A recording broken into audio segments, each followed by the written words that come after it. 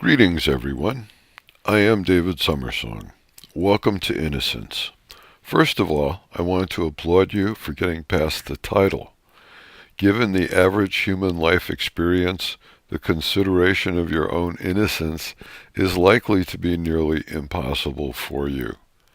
It is quite possible that this subject matter stirs both anger and sadness up within you on a very deep level where you do not wish to go.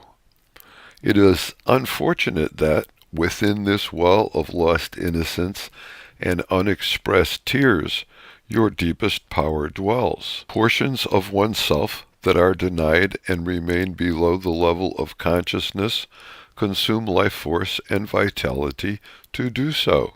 When one does not express within one's moment point, one creates stagnation, disease, disappointment, and remains locked into that experiential feeling tone and does not evolve appropriately beyond it. If you are able to slow down enough to look in an unbiased way at the persons around you, you will notice many children's faces on top of adult bodies. You will see persons lost in their dreams, self-talk, and experiences of the past with which they are still dealing within their body's electromagnetic memory potential. When one has had an encumbered life, the recovery of innocence requires effort. It is not a matter of you erasing experiences or not having had them. Experience had to be had for understanding to occur. When we see that we are emanations of source energy attempting to experience itself, then we can forego judgment about our experiential history. If we release shame and guilt, which have been sociologically applied to us like snow on a garden, we will find that the energy that we have used negatively toward ourselves, as we have been conditioned to do by society, is free to fill us with new strength, joy, and purpose. How is it likely that we will achieve this end? What is the process of recovering lost innocence? Will it be pleasant? Rejuvenation on any level is based much more on psychology than physiology.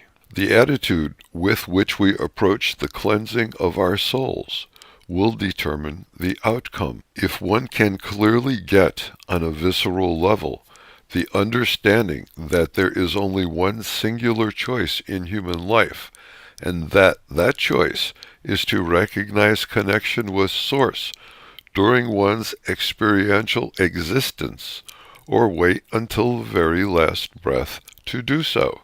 Obviously, the outcomes are different, as is the experience one has. This does not need to be a religious, spiritual, or psychological drama.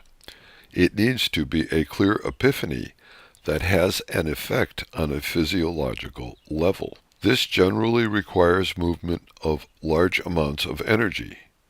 Generally, in the short term, this is not a particularly pleasant way of being, feeling, experiencing, or existing. Depending on the depth of trauma and the level of sincerity involved regarding an actual determination to heal, the times of transition are variable.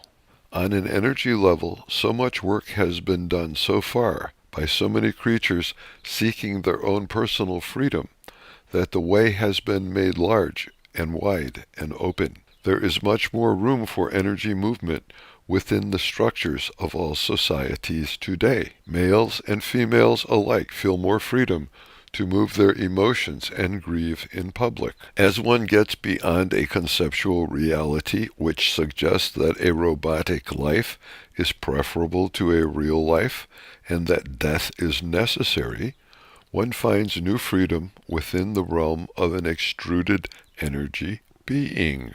One of the questions that endlessness experiences is why there is such lack of viability and endurance within its extrusion. It really comes down to the self-level of determination to exist, to enjoy existence, and to fully rely on Source as one's energy feed, and to wonder with rapturous delight what a continually expanding future might hold for the drop of water that persists in attempting to consume the ocean.